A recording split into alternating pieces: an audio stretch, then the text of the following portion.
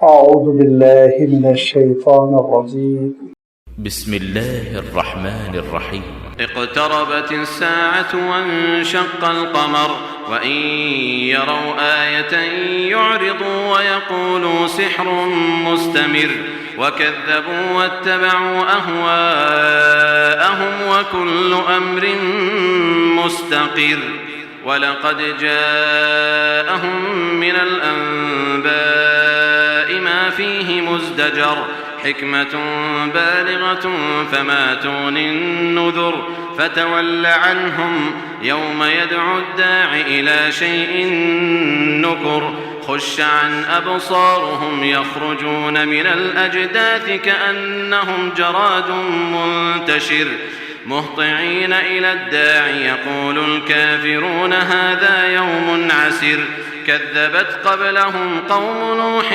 فكذبوا عبدنا وقالوا مجنون وازدجر فدعا ربه أني مغلوب فانتصر ففتحنا أبواب السماء بماء منهمر وفجرنا الأرض عيونا فالتقى الماء على أمر قد قدر وحملناه على ذات ألواح ودسر تجري بأعيننا جزاء لمن كان كفر ولقد تركناها آية فهل من مدكر فكيف كان عذابي ونذر ولقد يسرنا القرآن للذكر فهل من مدكر كذبت عاد فكيف كان عذابي ونذر إنا أرسلنا عليهم ريحا صرصرا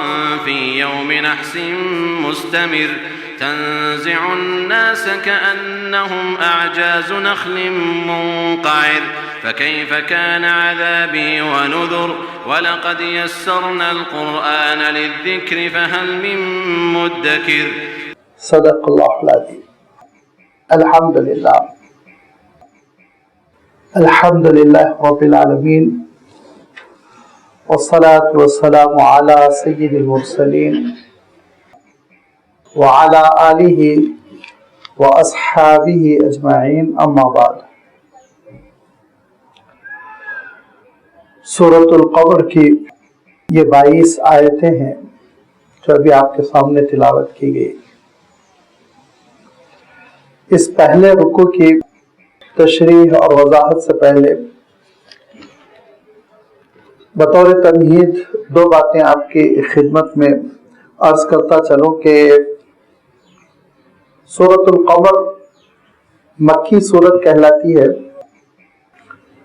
یہ سورت مکی کہلانے کا جو سبب ہے وہ یہ کہ اللہ کے رسول صلی اللہ علیہ وسلم پر ہجرت سے خاصا پہلے نازل ہو چکی تھی.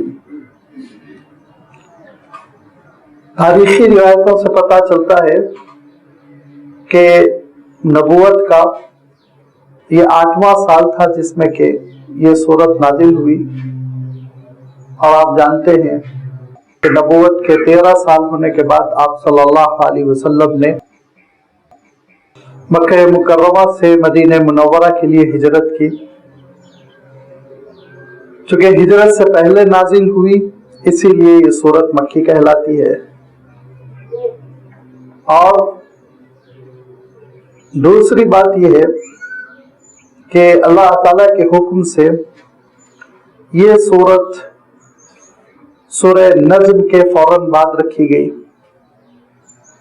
یہ بات بھی عرض کرتا رہتا ہوں میں کہ جو سورتوں کی ترتیب ہے ہمارے سامنے، جو مصحف ہے جس ترتیب کے ساتھ، وہ نہ حضور اکرم صلی اللہ علیہ وسلم کی بنائی ہوئی ترتیب ہے، نہ صحابہ کی ترتیب ہے، وہ اللہ تعالیٰ کی جانب سے ہے. حکم ہوتا تھا کہ اس آیت کو فلاں آیت کے بعد رکھو، اس سورت کو فلاں سورت کے بعد رکھو. لہذا یہ ترتیب توقیفی ہے، یعنی اللہ تعالیٰ کی جانب سے نازل شدہ ہے، اور اس میں کبھی مسلمان تبدیلی نہیں کر سکتا. نہ صرف یہ کہ تبدیلی ممکن نہیں بلکہ بڑی قابل غور باتیں ہیں. ایک صورت دوسری صورت سے جو مربوط ہے، جو ایک خاص قسم کا اٹیچمنٹ ہے، ایک مناسبت جو ہوتی ہے دو صورتوں میں، وہ بھی قرآن مجید کے فہم کی راہیں کھولتی ہیں۔ خود آپ ناموں سے اندازہ کر لیں کہ سورۃ النجم، پھر اس کے بعد سورۃ القمر۔ نجم ستارے کو کہتے ہیں، قمر چاند کو کہتے ہیں، اور جو آگے اللہ تعالیٰ سورہ رحمان رکھا ہے، اس سورہ رحمان میں آپ خود دیکھیں گے کہ اللہ تعالیٰ نے اس چیز کا تذکرہ بالکل اسی طرح فرمایا کہ پہلے ستاروں کا تذکرہ، پھر چاند کا تذکرہ، اور ارشاد فرمایا کہ الشمس والقمر بحسبان والنجم والشجر یسجدان۔ تو یہ گویا ایک ترتیب چلی آ رہی ہے، چاند و سورج میں ایک مناسبت ہے۔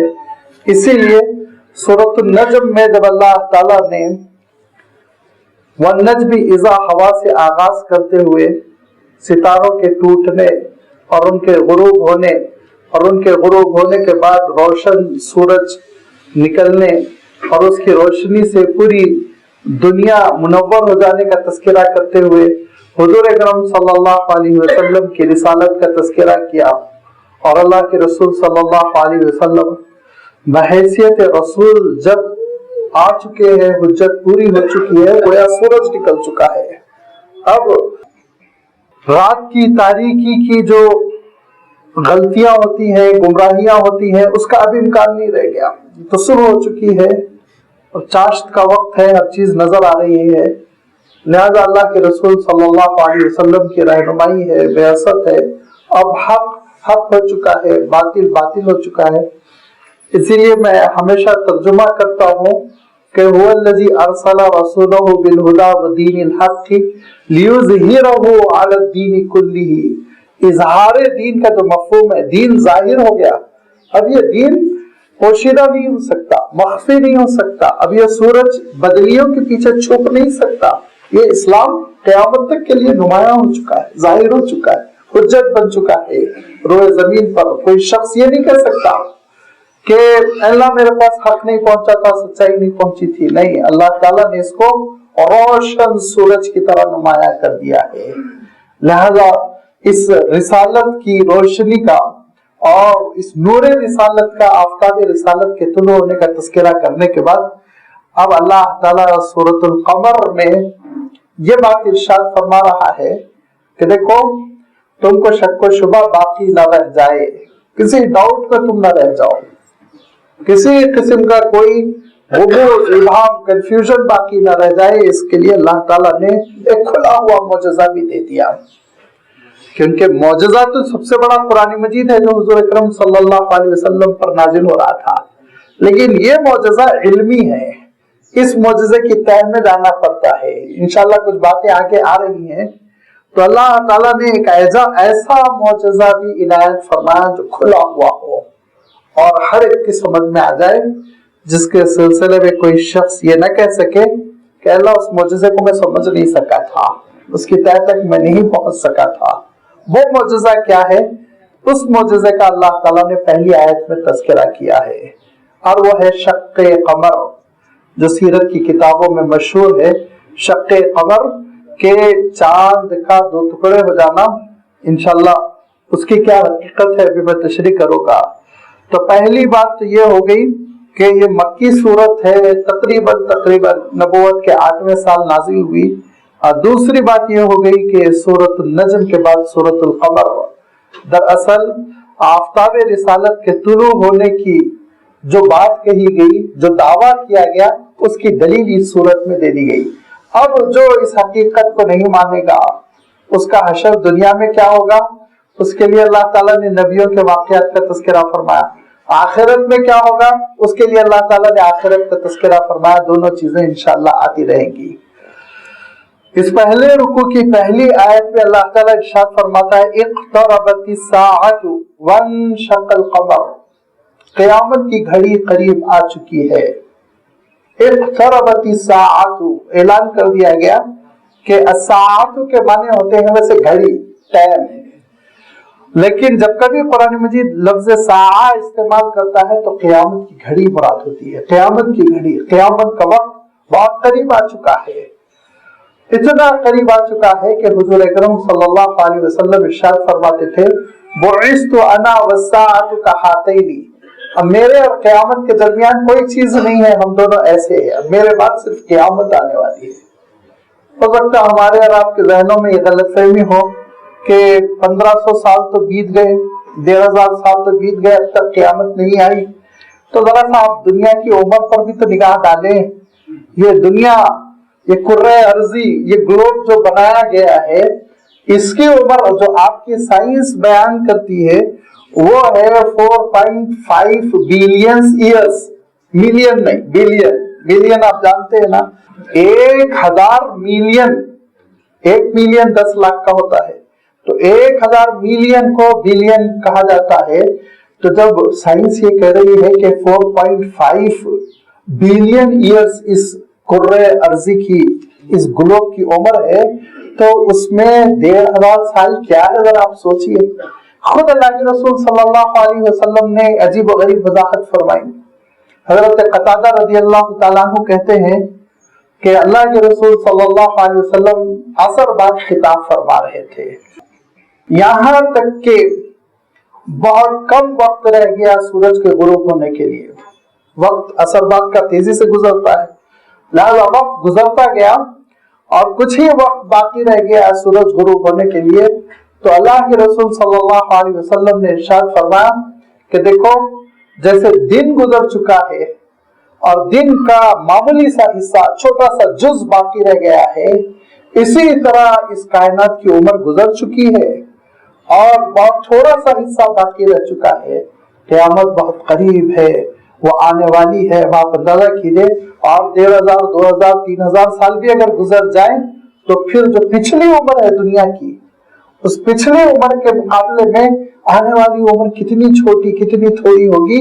اسی لیے بار بار حضور اکرم صلی اللہ علیہ وسلم ارشاد فرماتے تھے قیامت بہت قریب آ چکی ہے، یاد رکھو میری بعثت جو ہے قیامت کا اعلان فرماتے تھے۔ میری بعثت یعنی آخری رسول کی آمد، یہ خود بتا رہی ہے کہ اب کوئی مہلت نہیں ہے، اب کوئی رسول نہیں آنے والے، اب کوئی نبی نہیں آنے والے، اب تو فائنل بس قیامت ہی قیامت ہے۔ لہذا اللہ تعالیٰ ارشاد فرماتا ہے اقتربت الساعۃ، اور پھر اس کے ساتھ ساتھ عجیب و غریب اللہ تعالیٰ کا معاملہ ہوا کہ ہماری عمریں بھی گھٹ گئی۔ پچھلی امتوں کی عمریں کسی 800 سال ہوتی تھی، کسی کی 900 سال، کسی کی 1000 سال، 600 سال، اب تو 60 سال کے بعد کھینچنا مشکل ہو گیا ہے، اور 100 کو کراس کرنا نادر ہو گیا، ریئر ہو گیا ہے۔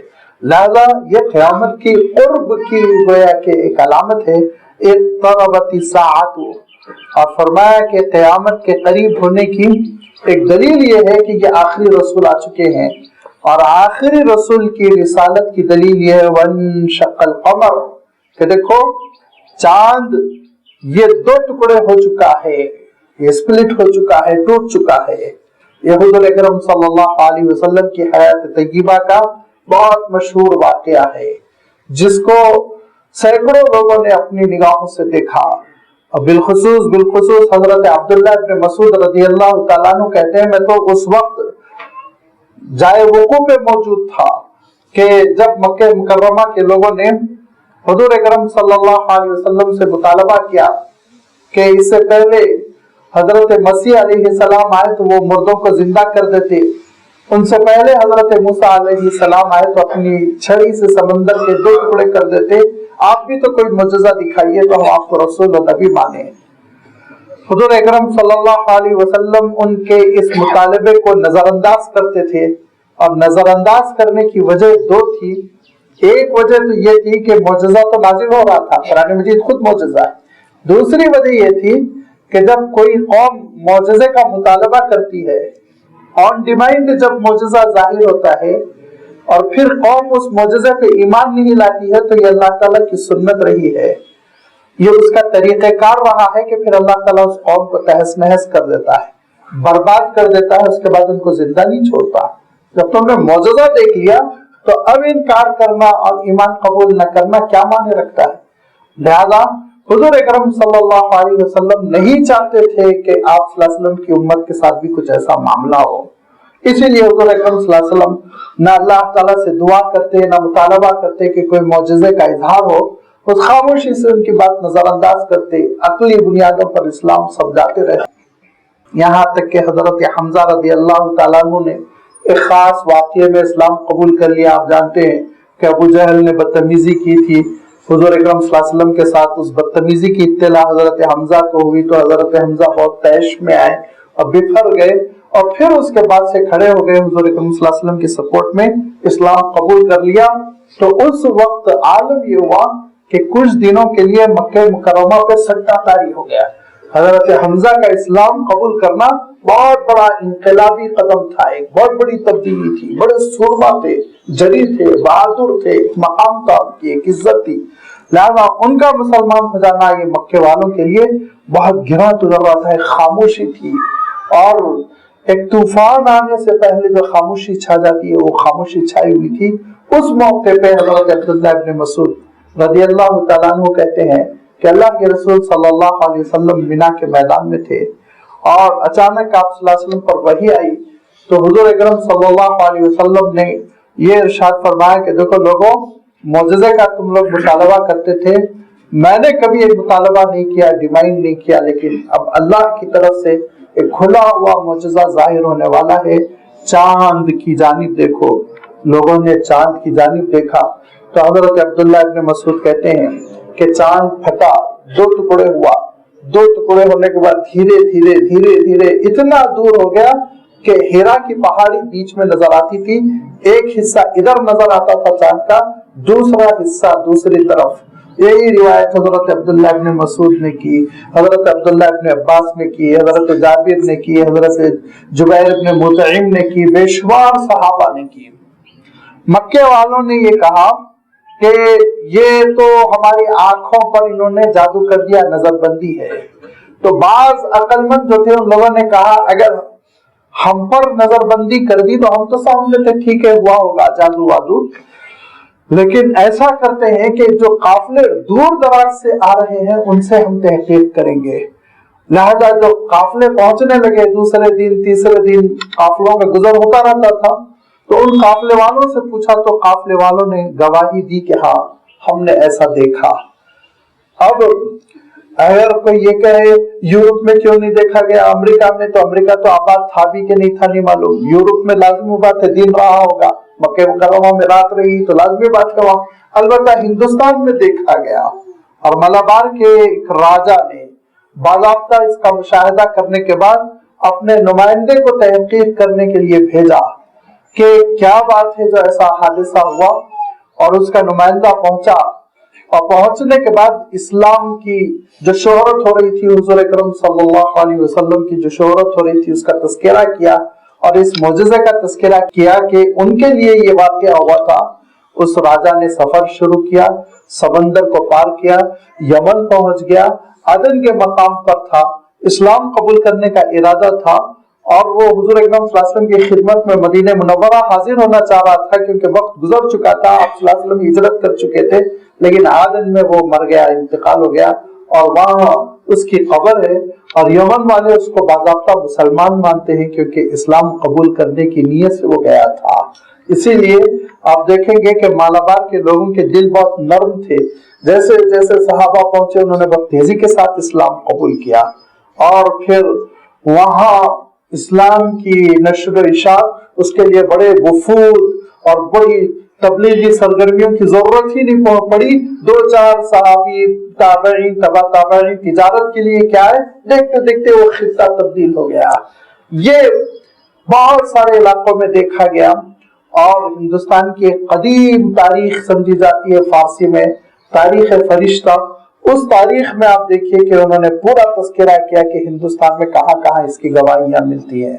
अब ये कि चांद का दो टुकड़े होना साइंटिफिकली मुमकिन है नामुमकिन है, ये बहस तो इतनी पुरानी हो गई और ये बहस तो इतनी घिसी पिटी हो गई कि इस पर बोलने की भी जरूरत नहीं कि नासा की जो तस्वीरें आ रही हैं उन तस्वीरों में खुद एक दरार है चांद में, बाज़ाब्ता वो बता रहे हैं कि कभी ना कभी चांद टूटा था, एक दरार है बीचों बीच में जो सैकड़ों मील चली गई है लंबी। तो लाजमी बात है ये सारी वो बातें हैं जो अब इस मौजज़े की तायीद करती है लेकिन सहाबा का आलम ये हुआ कि उन्होंने अपनी आंखों से देखा।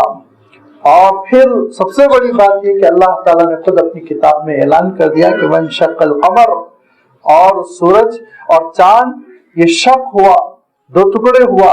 और फरमाया कि रिवायत में साफ आता है एक टुकड़ा पहाड़ के एक जानिब, दूसरा टुकड़ा पहाड़ की दूसरी जानिब, फिर धीरे धीरे वो करीब आए, जुड़ गए। अब इस मौजज़े को, इस निशानी को, हुजूर अकरम सल्लल्लाहु अलैहि वसल्लम की नबूवत की इस अलामत को जब उन्होंने देखा, वइयरौ आयतन युरिदु, जब उन्होंने देखा इस मौजज़े को, इस निशानी को, युरिदु, तो मुंह फेर लिया, इस्लाम को कबूल नहीं किया। वयक़ूलु, और कह बैठे, सिहरुम मुस्तमिर, पुरानी जादूगरी है, ये तो चली आ रही है, जादूगरी होती रहता है, करते रहते हैं, शोबताबाजी है, निगाहों पे कंट्रोल कर लिया। वकज़्ज़बू, झुटला दिया उन्होंने इस मौजज़े को। वत्तबअू अहवाअहुम, और ख्वाहिशात के गुलाम बन गए। इंसान याद रखिए, जब तहैया कर लेता है कि मुझे ये चीज कबूल नहीं करनी है, तो आप उसको कितलाक समझा लें, लाख समझा लें, वो बहरहाल अपनी जिद पे अड़ा रहता है। ये इसीलिए तो जिद बहुत बुरी बला है, इंसान को तबाह कर देती है, बर्बाद कर देती है। और फरमाया वो अपनी ख्वाहिशात के पैरोकार बने रहे, उसी की पैरवी करते रहे, वही जो दिल में है कि कुफ्र और शिर्क नहीं छोड़ेंगे, मूर्तियों की पूजा नहीं छोड़ेंगे, वही बहस करते रहे। हुजूर अकरम सल्लल्लाहु अलैहि वसल्लम के खुले हुए मोजज़ात को भी देखकर इनकार करते रहे। वकुल्लु अम्रिन मुस्तकिर्रुन, और हर फैसला नाफिज होकर रहेगा, वाक़े होकर रहेगा।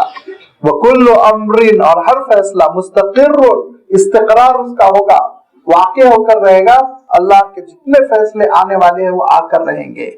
ये तो हुजूर अकरम सल्लल्लाहु अलैहि वसल्लम रहमतुल लिल आलमीन बनाकर भेजे गए थे, इसीलिए अल्लाह ताला ने इतनी उनके साथ नरमी की कि हुजूर अकरम सल्लल्लाहु अलैहि वसल्लम का इनकार करते रहे, मोहलत मिलती रही, मोहलत मिलती रही। पहली चोट अल्लाह ताला ने बदर के मैदान में लगाई, फिर मोहलत दी। जिनके दिल जरा सा नर्म थे उनको छोड़ दिया गया, जितनों के दिल बहुत सख्त थे उनका काम तमाम बदर में ही कर दिया गया, 70 मार डाले गए। और उसके बाद फिर दूसरी मार उनके ऊपर पड़ी सन 5 हिजरी में, जबकि ग़ज़वे खंदक हुआ, और तीसरी सन 8 हिजरी में, जबकि फतेह मक्का हुआ। उसके बाद तो फिर मुनकिरों को अल्लाह ताला ने खत्म कर डाला, कोई मुनकिर बाकी नहीं रह गया।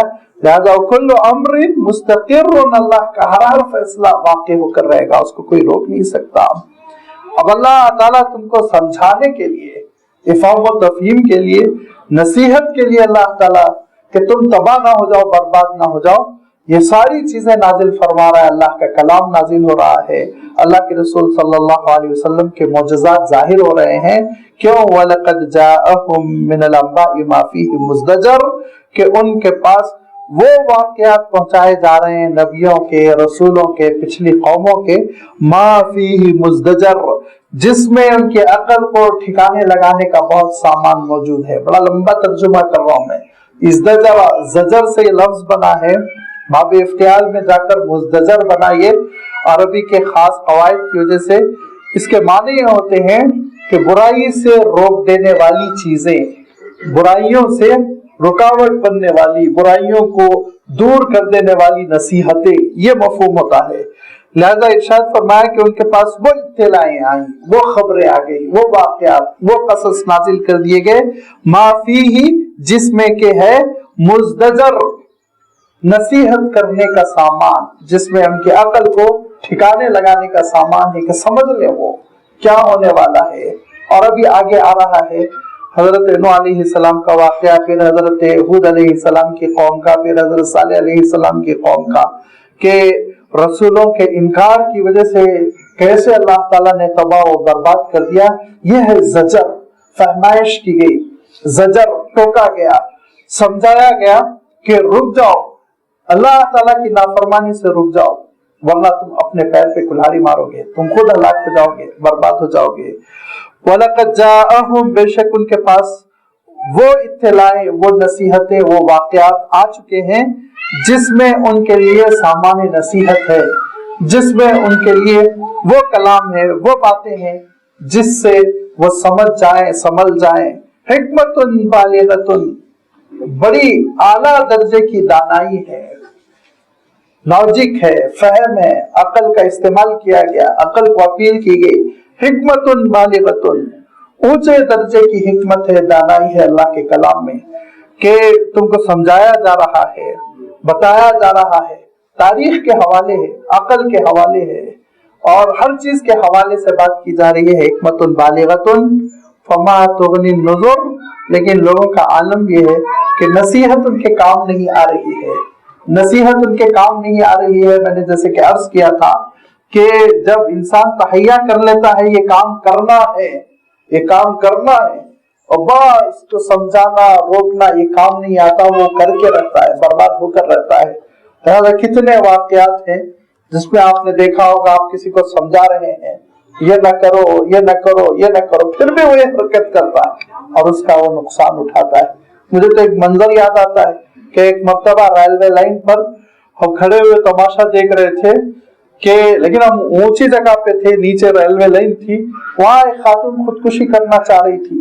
ड्राइवर ने ट्रेन रोक दी, वो उतरा, डांटा, भगाया, उनको दौड़ा दिया, उसके बाद फिर ट्रेन स्टार्ट किया, फिर वो दौड़ती हुई आई और पटरी पे कूदी, और इत्तेफाक ऐसा अल्लाह का करना ये हुआ कि जिस्म पूरा बच गया, टांगे दोनों की दोनों कट गई। कितना रोकने के बावजूद इंसान अपनी बर्बादी, अपनी तबाही को दावत देता है।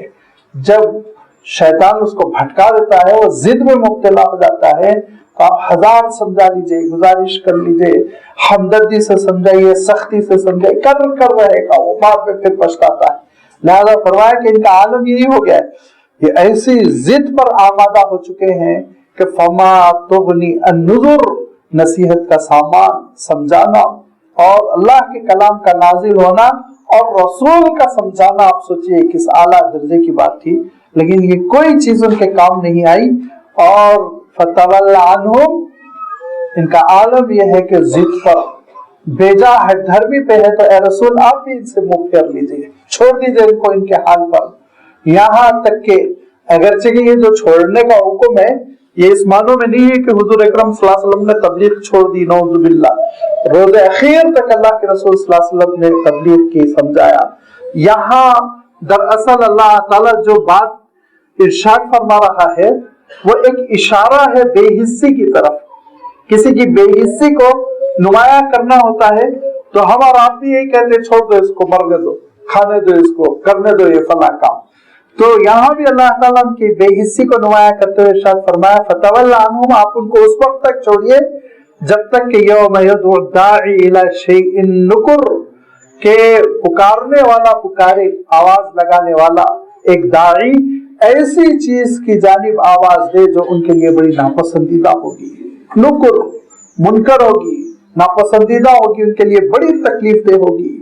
और वो क्या होगी? वो क़यामत की दावत होगी, जबकि दूसरा सूर फूका जाएगा, उसका अल्लाह ताला तज़किरा फरमा रहा है कि खुश्शाअन अब्सारुहुम यखरुजून मिनल अजदासी कअन्नहुम जरादुम मुंतशिर, जब वो अपनी कब्रों से बरामद होंगे, यखरुजून मिनल अजदास, अजदास कहते हैं कब्र को, कब्रें, मरकत, कब्रों से जब मुर्दे बरामद होंगे, निकल रहे होंगे, खुश्शाअन अब्सारुहुम, ये अरबी के एतबार से हाल वाक़े हो रहा है जो सिचुएशन को बताता है।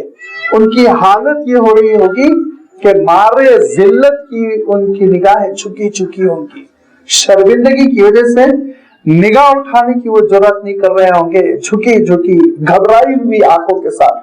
दूसरी जगह इरशाद फरमाया पथराई हुई आंखें होंगी, लोहे की आंखें, यानी जिसको हम उर्दू में कहते हैं उनकी आंखें पथरा गई, ये कैफियत के साथ उठेंगे, गर्दनें अकड़ी हुई होंगी। इरशाद फरमाया अल्लाह ताला ने, इस कैफियत में वो अपनी अपनी कब्रों से बरामद होंगे, कैसे? कअन्नहुम जरादुम मुंतशिर, जैसे के बिखरे हुए टिड्डे हों। टिड्डा वो हम तो आजकल एक खास किस्म के कीड़े को कहते हैं, वो नहीं हुआ करता था। टिड्डा एक और उससे जरा थोड़ा सा एक उंगली बराबर एक जानवर होता था या एक कीड़ा होता था जो लाखों की तादाद में बरामद होता था, और जब वो बरामद होता था तो खेतों को, बागों को खाता चला जाता था, एक तबाही और एक बर्बादी पैदा कर देता था। وہ टिड्डे आजकल नजर नहीं आते, हो सकता कहीं कहीं नजर आते होंगे, और वो इस्लाम में उसका खाना भी जायज है, उनको पकड़कर भून कर खाना, और उनको जिबा करने की भी जरूरत नहीं, उनके पर्वत तोड़ दीजिए, भून के खा लीजिए। वो टिड्डे वो आजकल शहरी जिंदगी में वो खत्म हो गए।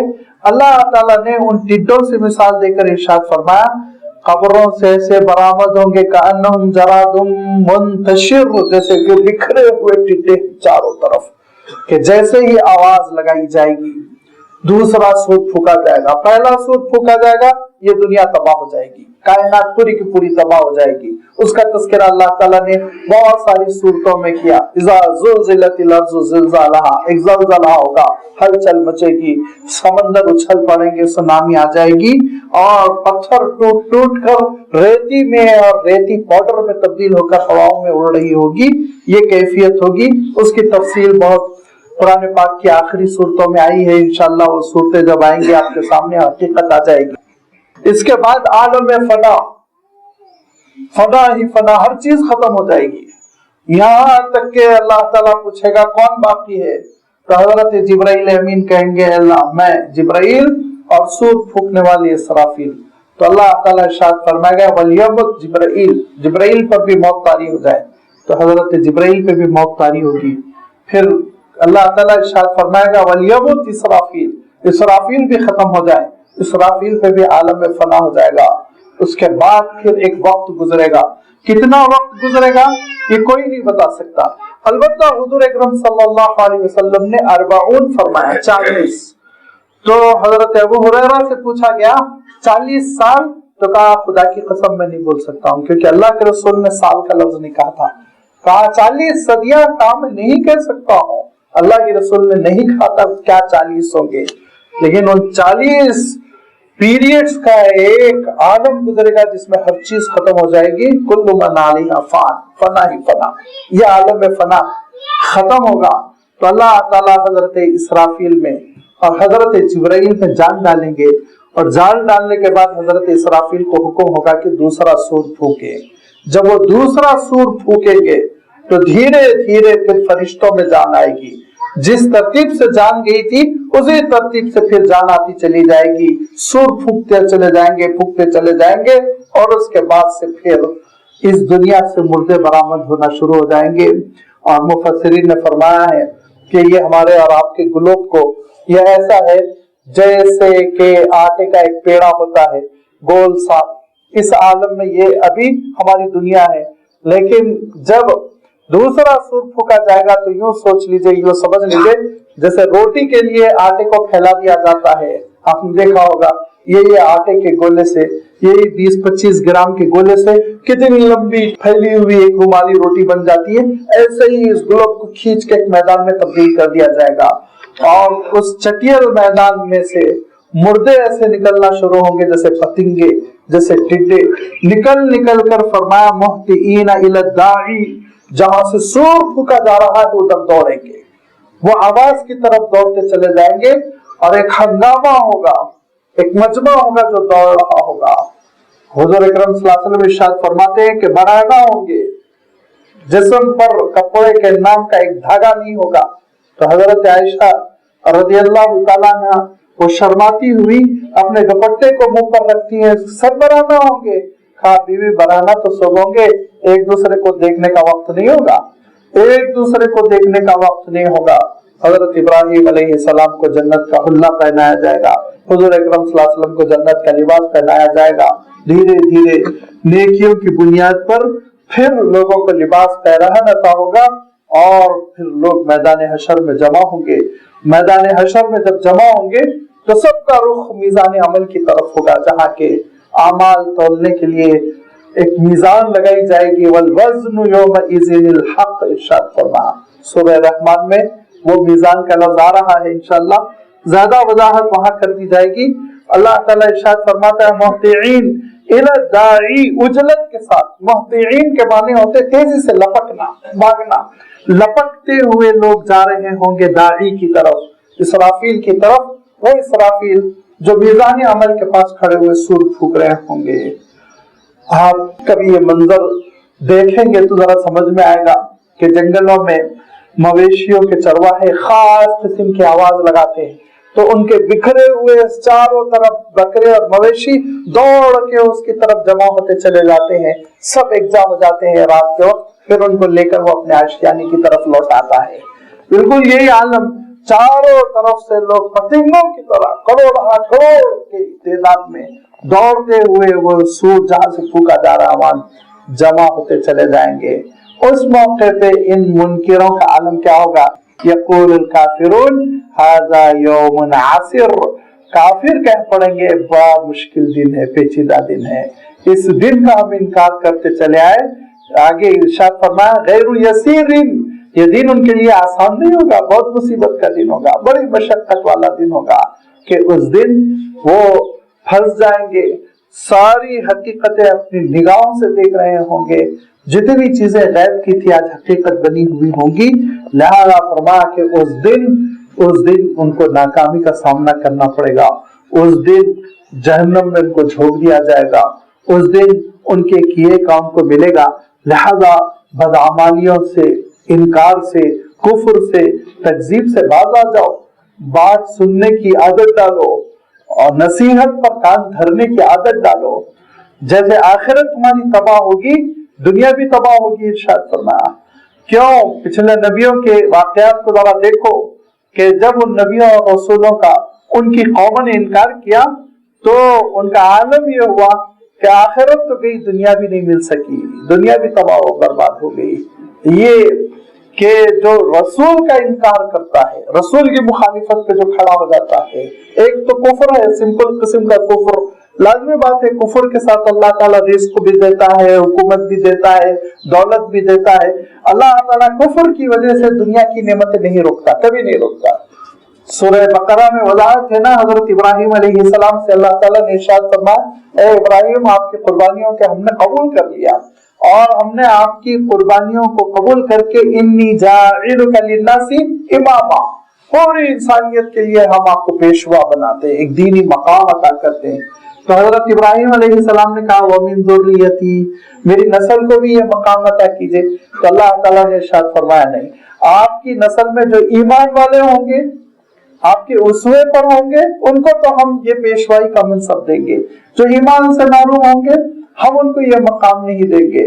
تو حضرت ابراہیم علیہ السلام نے دوسری دعا کی اور کہا کہ اللہ جو ایمان والے ہوں گے ان کے رزق کا دنیا اچھی گزر جائے اس کا بھی آپ انتظام کیجئے۔ اللہ تعالیٰ نے فرمایا نہیں، دنیا میں ایمان کی شرط نہیں، وَمَنْ كَفَرَ فَأُمَتِّعُهُ قَلِيلًا، کافر کو بھی دوں گا میں، کھانے پینے کے لیے دوں گا، پہننے کے لیے دوں گا، حکومت کرنے کے لیے دوں گا، دنیا کو میں دارالاسباب بنا رہا ہوں۔ یہاں پر ایمان کی وجہ سے دنیا نہیں ملے گی، یاد رکھیے، دنیا تو ملے گی محنت کی وجہ سے، کھیتی اس کو ملے گی جو ہل چلائے گا، بیج ڈالے گا، پانی دے گا، حفاظت کرے گا اور پھر پھل کاٹے گا، اس کو کھیتی ملے گی، جو محنت کرے گا اس کو۔ لَيْسَ لِلْإِنسَانِ إِلَّا مَا سَعَىٰ، انسان جس کے لیے محنت کرے گا وہ ہم عطا کریں گے، کبھی کبھی کسی حکمت کی وجہ سے نہیں عطا کرتا ہے، یہ اس کے فیصلے ہیں، لیکن عام طور پر دنیا کو اللہ تعالیٰ نے دارالاسباب بنایا۔ لیکن جب ایک کافر رسول کے خلاف کھڑا ہو جاتا ہے، رسول کے خلاف محض آرائی کرتا ہے، رسول کے ساتھ گستاخیاں کرتا ہے، تو اللہ تعالیٰ اس کو ذلت کی موت دیتا ہے، پھر دنیا میں بھی اللہ تعالیٰ اس کو رسوا کرتا ہے۔ لہذا نہ حضرت موسیٰ علیہ السلام کی مخالفت کرنے والا بچا، نہ حضرت نوح علیہ السلام کی مخالفت کرنے والا، نہ حضرت عیسیٰ علیہ السلام کی مخالفت کرنے والا بچا، نہ حضور اکرم صلی اللہ علیہ وسلم کی مخالفت کرنے والا۔ رسول کو دیکھتے ہوئے رسول کے ساتھ گستاخی کرنا یہ بہت بڑا گناہ ہے جو اللہ تعالیٰ کو ذرہ برابر گوارا نہیں ہے، برباد کر کے چھوڑ دیتا ہے۔ لہذا ارشاد فرمایا کہ اب حضور اکرم صلی اللہ علیہ وسلم کا زمانہ ہے، انکار ہو رہا، بدتمیزی ہو رہی، معجزہ دیکھ کر انکار ہو رہا ہے، جادوگر کہا جا رہا ہے، پرانی جادوگری ہے کہہ کے نظر انداز کر رہے ہیں۔ فرمایا دیکھو ایسے ہی ایک واقعہ ہو چکا ہے، کذبت قبلہم قوم نوح، ان سے پہلے حضرت نوح علیہ السلام کی قوم نے حضرت نوح کا انکار کیا، فکذبوا عبدنا، تو انہوں نے ہمارے بندے کو جھٹلا دیا۔ اللہ تعالیٰ نے یہاں جو بات ارشاد فرمائی ذرا قابل غور ہے، فکذبوا عبدنا، ہمارے بندے کو انہوں نے جھٹلا دیا۔ रसूलना भी नहीं कह रहा, हालांकि दूसरे मकामात पर अल्लाह ताला ने इरशाद फरमाया है कि कज़्ज़बत मुरसलीन, लेकिन यहाँ अब्दना का लफ्ज इरशाद फरमाकर ये कुफ्फार मक्का को, मुनकिरीन मक्का को, मक्के के सरदारों को मुतवज्जे किया जा रहा है, ये बंदा हमारे काम के लिए मबूस है, हमारे काम के लिए भेजा गया है, ये हमारा नुमाइंदा है, इनकी मुखालिफत हमारी मुखालिफत है, इनसे लड़ाई हमसे लड़ाई है, और जो अल्लाह से लड़ाई लड़ेगा उसका क्या हश्र होगा, जरा गौर कर लो। फकज़्ज़बू अब्दना वक़ालू, और कहा हजरत नूह अलैहिस्सलाम के बारे में मजनून अज़्दुजिर, ये मजनून है और धुतकारे हुए हैं, नऊज़ु बिल्लाह। अल्लाह के एक रसूल को कह रहे हैं मजनून। मजनून कहा, चलो भाई ठीक है, इसलिए कहा कि वो बार बार अल्लाह की तरफ दावत दे रहे हैं, खप्त सवार हो गया, इस मानों में कह दिया हो, लेकिन आगे देखिए बस धुतकारा हुआ है, रिजेक्टेड है, कोई इसकी बात नहीं कबूल कर रहा है, इसको छोड़ो।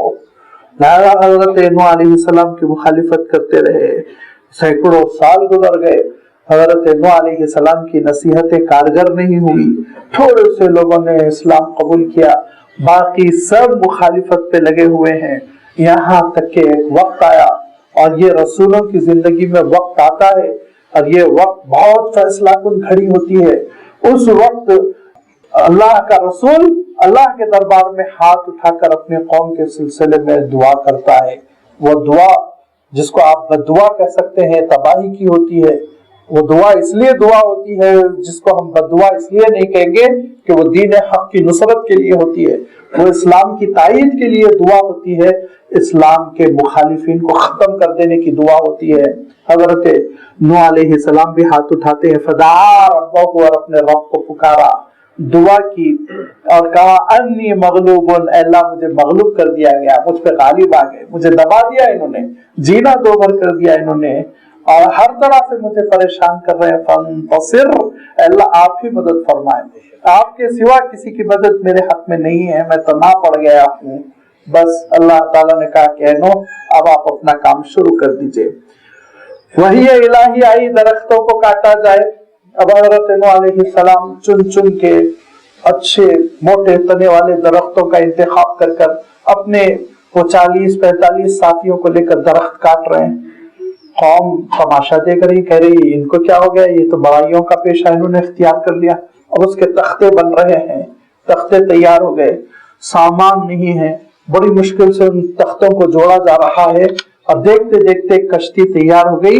और जब एक कश्ती बन गई, गैर मामूली हालात में एक सफीना तैयार किया हजरत नूह अलैहिस्सलाम ने, जरा चौकन्ना होना चाहिए, इनको घबरा जाना चाहिए था, क्या बात है भाई, कश्ती क्यों इन्होंने बना ली, लेकिन इसके बावजूद वो मजाक करते रहे, दिल लगी करते रहे। अल्लाह ताला सूरह हुद में इरशाद फरमाता है, जब जब कश्ती के पास गुजरते तो हजरत नूह का मजाक उड़ाते और कहते इनको क्या हो गया कि रेती पे इन्होंने और सहरा में, खुश्की में इन्होंने कश्ती खड़ी कर दी, ये अब मैदान में कश्ती चलाएंगे, पानी तो दूर दूर नहीं है। लेकिन हजरत नूह अलैहिस्सलाम को हुक्म था, आप अपना काम कीजिए। हजरत नूह अलैहिस्सलाम अपना काम करते रहे, तो यहाँ तक के कश्ती तैयार हो गई। और अल्लाह ताला ने सूरह हुद में इरशाद फरमाया कि एक तंदूर था, जिसको अरबी में तन्नूर कहते हैं, हमारी उर्दू में इसको तंदूर कहते हैं। वो तंदूर था एक गरीब ज़ईफ बेवा खातून का, जो हजरत नूह अलैहिस्सलाम पर ईमान ला चुकी थी, वो मुसलमान हो चुकी थी। और वो तंदूर में उस जमाने में, अब भी शुमाली हिंद में होता है कि तंदूर लगाकर लोग बैठे रहते हैं, वहां आप जाइए, रोटी सिका लीजिए, रोटी तैयार करके घर ले आइए रेडीमेड। वो काम वो किया करती थी कि लोग आते थे, उनसे रोटी खरीदते थे, थोड़े बहुत पैसे उनको उससे मिल जाया करते थे, वो बेचारी गरीब जिंदगी बसर करती थी।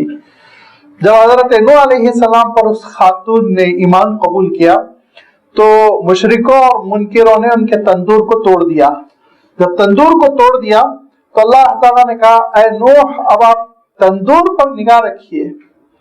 जब जैसे ही आप देखें कि तंदूर में से पानी निकल रहा है, फौरन आप अपने ईमान वाले साथियों को कश्ती में लेकर सवार हो जाइए, फिर अल्लाह का फैसला आ रहा है। लिहाजा रात में शोर हुआ कि तंदूर में से पानी उबल रहा है। हजरत नूह अलैहिस्सलाम अपने साथियों को लेकर कश्ती में सवार हो गए। और उसके बाद क्या हुआ, फफतहना अब्वाब अस्समाइ बिमाइन मुनहमिर, आसमान के दरवाजे अल्लाह ताला ने खोल दिए, जिसको हम बादल फट पड़ा कहते हैं ना, जबरदस्त किस्म की बारिश, मूसलाधार बारिश।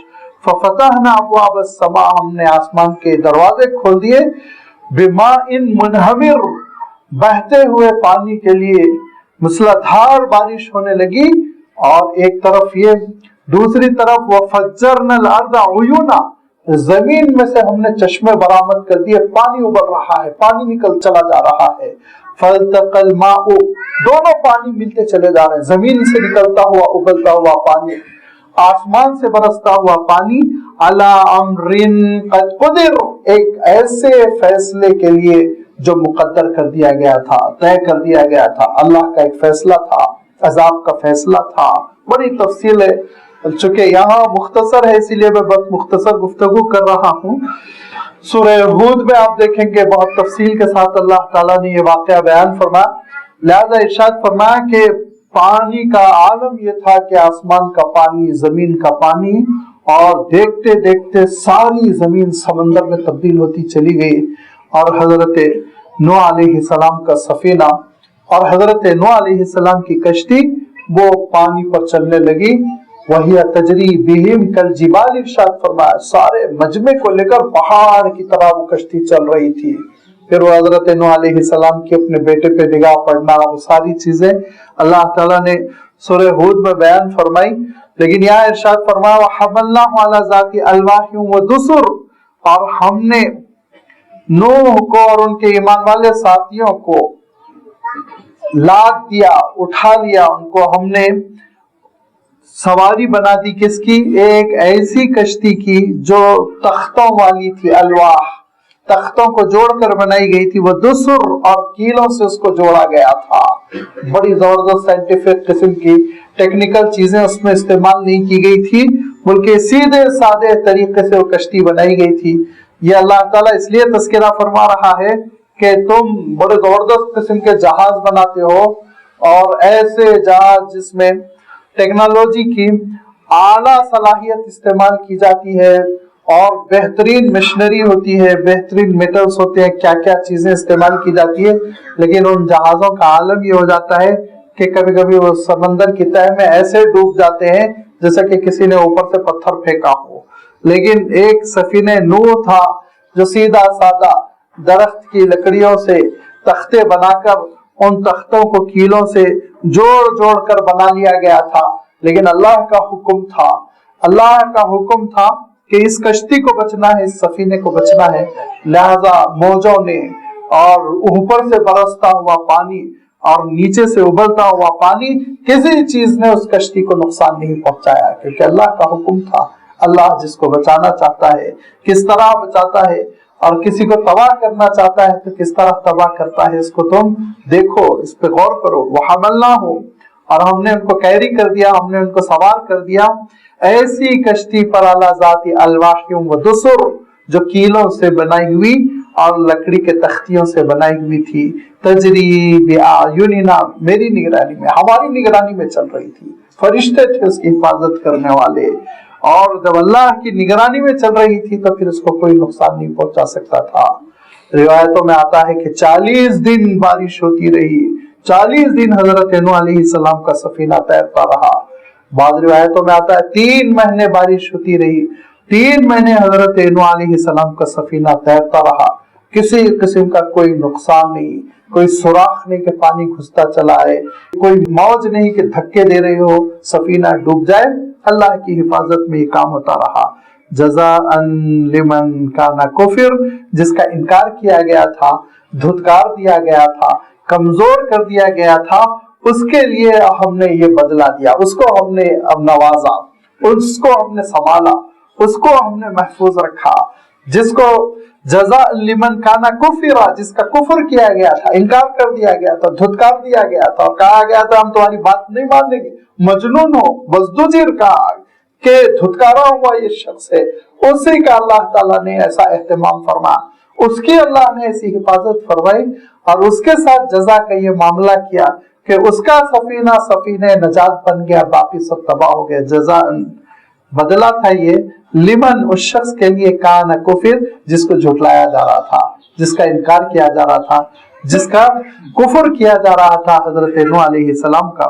وَلَقَدْ تَرَكْنَاهَا آیَةً اور ہم نے اس سفینے کو نشانی بنا دی. فَهَلْ مِن مُدَّکِر ہے کوئی جو نصیحت حاصل کرے, ہے کوئی جو سبق حاصل کرے, ہے کوئی جو اپنے دل میں نرمی پیدا کرے. فَكَيْفَ كَانَ عَذَابِي وَنُذُرْ ذرا دیکھو کیسا میرا عذاب ہوتا ہے, کیسی میری نصیحت ہوتی ہے. دونوں چیزیں دیکھو کیسے سمجھانے والے سمجھاتے ہیں اور سمجھانے کے انکار کرنے پر میرا عذاب کیسے آتا ہے. دونوں چیزوں کو غور کرو. خاص طور پہ مکے والوں اس مخالفت کو ختم کرو اور عقل کے ناخن لو سدھرنے کی کوشش کرو. وَلَقَدْ يَسَّرْنَا الْقُرْآنَ لِلذِّكْرِ فَهَلْ مِن مُدَّکِّرٍ لیکن یاد رکھو یہ قصہ پارینہ نہیں جو پچھلی امتوں کے لیے بیان کر دیے گئے اور تمہارے لیے کچھ بھی نہیں, خالی دامن جھولی خالی ایسے ہی چلے جاؤ. نہیں, یہ قرآن تم سے بھی خطاب کرتا ہے. وَلَقَدْ يَسَّرْنَا الْقُرْآنَ بے شک ہم نے قرآن کو آسان کر دیا. لِلذِّکْرِ نصیحت کے لیے. فَهَلْ مِن مُدَّکِّرٍ تو ہے کوئی نصیحت اٹھانے والا, ہے کوئی نصیحت لینے والا, سبق سیکھنے والا. یہ آیت بہت سی غلط فہمیاں بھی پیدا کرتی ہیں. غلط فہمیاں جو پیدا ہوتی ہیں عام طور پر یاد رکھیے وہ عربی زبان سے ناواقفیت کی وجہ سے. یہ ہند و پاک بر صغیر میں جو گمراہیاں عام طور پہ اٹھتی رہتی ہے نا, یہ عربوں میں نہیں ہے. عربوں میں دوسرے مسائل ہے, مثلا دنیا داری آ گئی ہوگی ان کے اندر, پیسے آئے تو تعیش آ گیا ہے, آپس میں جھگڑے آ گئے. لیکن جو ہمارے درمیان گمراہیاں پیدا ہوتی ہیں جس کو ہم اپنے شہروں میں دیکھتے رہتے ہیں, ہندوستان میں, پاکستان میں, کوئی حدیث کا انکار کر رہا ہے, کوئی یہ کہہ رہا ہے, کوئی وہ کر رہا, انہی گمراہیوں میں, یا لفظ گمراہی اگر ذرا بڑا ہو رہا ہے تو ذرا کم ٹمپریچر والا لفظ استعمال کرتا ہوں, انہی غلط فہمیوں میں غلط فہمی ہے کہ قرآن مجید کی تفسیر بہت آسان ہے, کوئی بھی کر سکتا. جب دلیل پوچھی جائے گی تو وَلَقَدْ يَسَّرْنَا الْقُرْآنَ لِلذِّكْرِ فَهَلْ مِن مُدَّکِرٍ کیا کہیں گے ہم نے قرآن پاک کو آسان کر دیا. تو میں عرض کر رہا تھا یہ ساری غلط فہمیاں جو پیدا ہو رہی ہے نا بر صغیر میں, وہ عربی زبان سے ناواقفیت کی وجہ سے, عجمیت کی وجہ سے. یہ انکار حدیث کے فتنے دیکھ لیجئے, بہت سارے فتنے آپ دیکھ لیجئے, ان کو کسی کو بھی عربی نہیں آتی, عربی زبان سے واقف ہی نہیں ہے. 2-3 ترجمے رکھ کے قرآن مجید کے پڑھتے ہیں, پھر فتوے دینا شروع کر دیتے ہیں. عربی زبان اگر آئے تو پھر گمراہی نہیں پیدا ہوگی. جیسے میں نے عرض کیا کہ عربوں میں یہ عقیدے کی گمراہیاں نہیں, ان کے پاس انکار حدیث نہیں ہے, ان کے پاس ہر شخص مفسر بن جائے یہ عادت نہیں ہے. ان کے اندر دوسری غلطیاں ہیں, میں نے عرض کیا تعیش آ گیا ہے, دولت کے ساتھ اختلافات آ گئے ہیں, اس کی سزا وہ بھگت رہے ہیں. ہمارے اندر جو غلط فہمیاں پیدا ہوتی ہیں وہ غلط فہمیوں کی وجہ یہ ہے کہ عربی زبان سے ناواقفیت. اگر آیت کو یہ ایک بار سمجھ لے تو زندگی میں یہ دعویٰ نہیں کر سکتے کہ ہر شخص قرآن مجید کی تفسیر کر سکتا ہے. اللہ تعالیٰ ارشاد فرما رہا ہے وَلَقَدْ يَسَّرْنَا الْقُرْآنَ لِلذِّكْرِ نصیحت اٹھانے کے لیے, سبق حاصل کرنے کے لیے ہم نے قرآن مجید کو آسان کیا, تفسیر کرنے کے لیے نہیں, تفسیر کرنے کے لیے نہیں. آگے کیا ارشاد فرمایا فَهَلْ مِن مُدَّکِرٍ جتنے لوگ اس آیت کی بنیاد پر تفسیر کو آسان سمجھتے ہیں وہ لفظ مدکر خود نہیں سمجھتے. اور میں چیلنج کے ساتھ کہہ رہا ہوں, ڈکشنری میں یہ لفظ نکال کے نہیں بتا سکتے کہ دیکھیے یہ لفظ یہاں آیا ہے, اس کی یہ میننگ ہے. ڈکشنری میں لفظ کہاں پر ہے, کس پیج پر ہے, وہ نہیں کوٹ کر سکتے. کیوں؟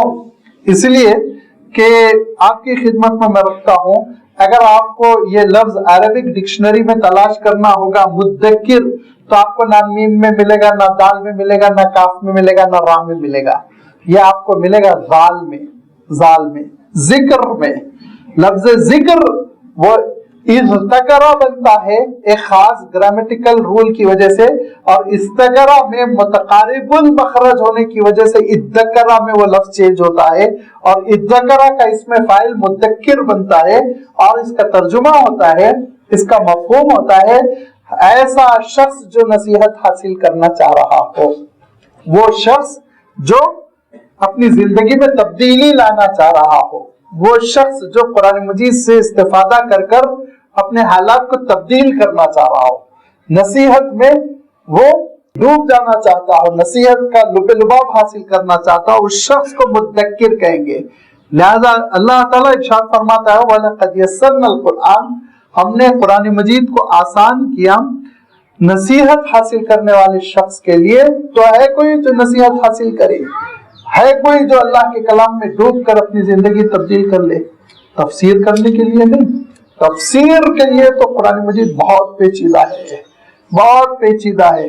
تفسیر کا تو مسئلہ ایسا ہے کہ ایک ایک آیت کی تفسیر میں بسا اوقات مفسرین نے سالوں لگا دیے، سالوں حل نہیں ہو رہی ایک ایک لفظ کی روح تک پہنچنے کے لیے اس کی جستجو میں انہوں نے اپنی زندگی لگا دی، اور عربوں کے جو بادیہ نشین ہوا کرتے تھے، بدو، جن کی عربی زبان مستند ہوتی تھی، ان کے پاس جایا کرتے تھے، تلاش کرتے تھے، ڈھونڈتے تھے۔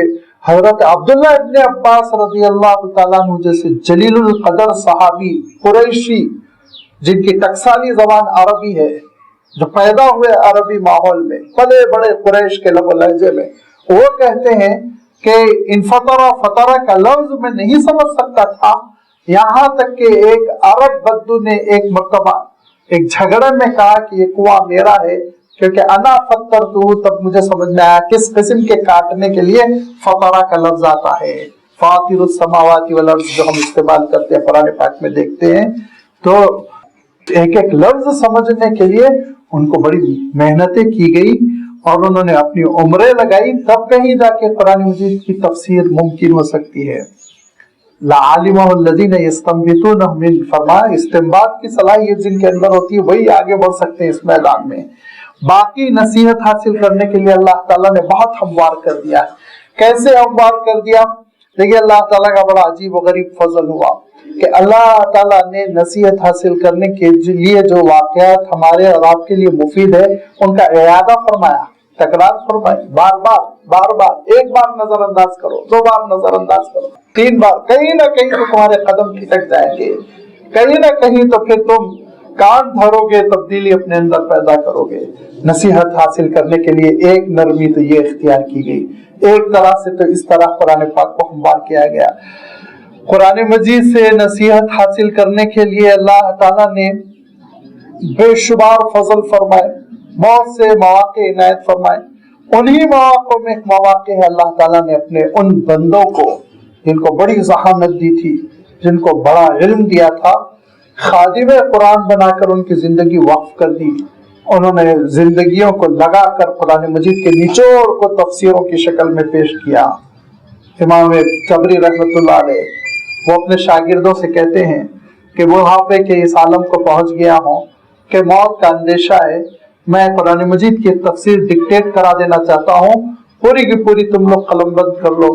تو شاگردوں نے پوچھا کہ کتنے صفحات ہوں گے؟ کہا یہی تقریباً 30,000 صفحات۔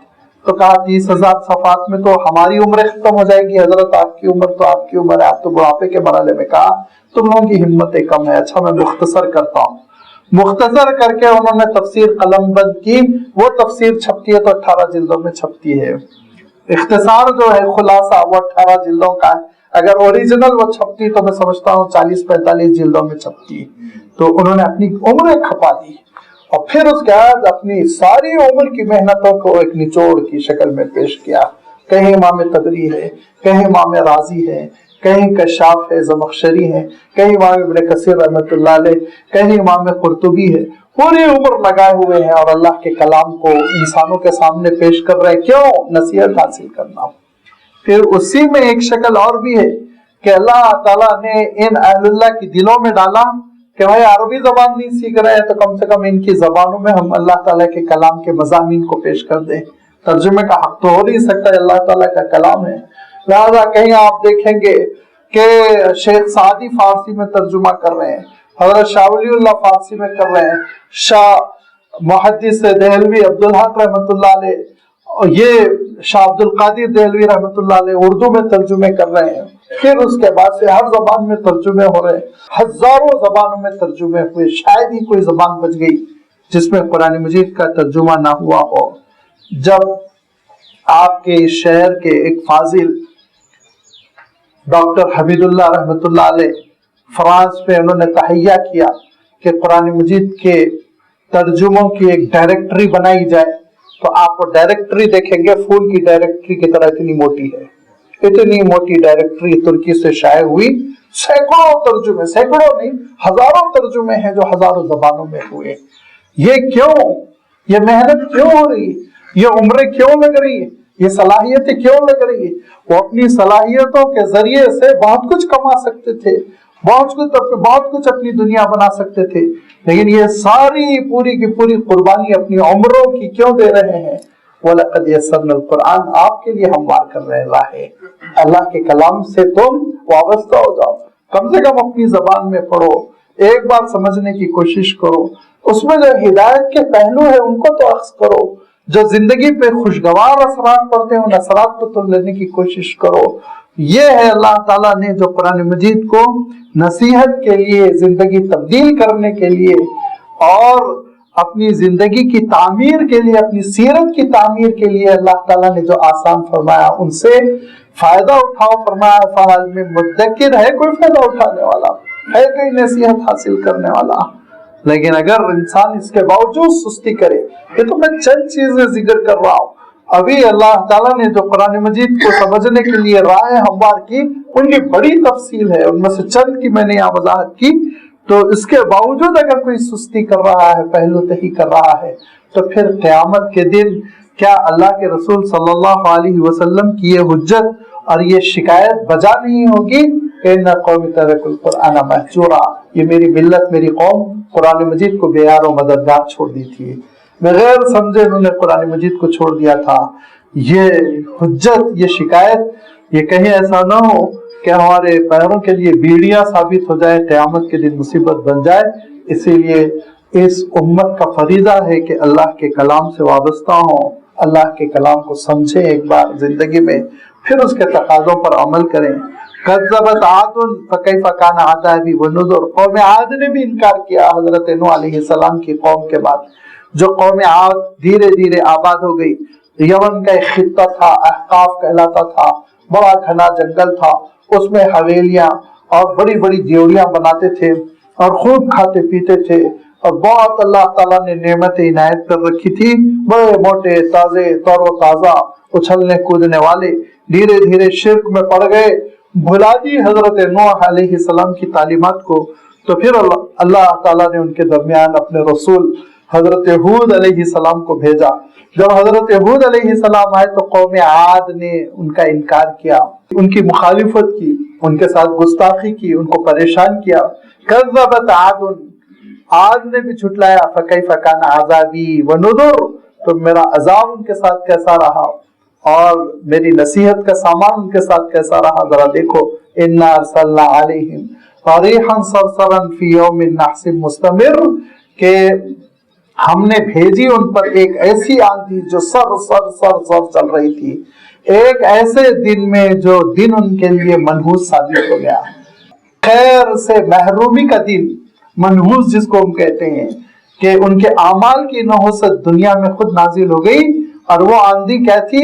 مستمر، چلتی چلے جانے والی، جاری رہنے والی، جس کو اللہ تعالیٰ نے ارشاد فرمایا کہ 7 رات اور 8 دن مستقل آندھی چلتی رہی۔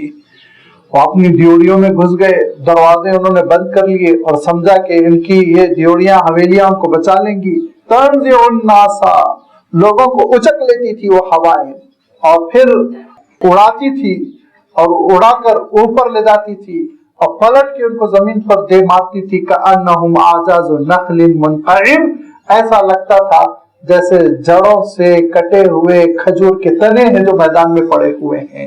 اعجاز کہتے ہیں تنوں کو، نخل کہتے ہیں کھجور کے درخت کو، منقعر کہتے ہیں جو جڑ سے کٹ چکا ہو، جڑ سے جس کو کاٹ دیا گیا، جڑوں سے کٹے ہوئے کھجور کے تنوں کی طرح ان کی لاشیں بکھری ہوئی تھی، کوئی پرسان حال نہیں تھا، گدے نہیں تھی، چیلیں نہیں تھی کہ ان کے لاشوں کو کھا لے، کتے نہیں تھے کہ ان کے لاشوں کو کھا لے، بے گورو کفن، قبر میں دفن کرنے والے نہیں تھے، پوری کی پوری قوم تباہ کر دی گئی۔ فکیف کان عذابی ونذر، کان کھول کر سن لو میرا عذاب کیسا ہوتا ہے اور میری نصیحت کا سامان کیسا ہوتا ہے۔ پہلے نصیحت آتی ہے، اس کے انکار پر پھر عذاب آتا ہے۔ وَلَقَدْ يَسَّرْنَا الْقُرْآنَ لِلذِّكْرِ فَهَلْ مِن مُدَّكِرٍ، ایک ہی آیت کو اللہ تعالیٰ نے 4 مرتبہ ارشاد فرمایا، آپ اس سے اس کی اہمیت کا اندازہ کیجئے. یہ قرآن پاک کی آیت ہے.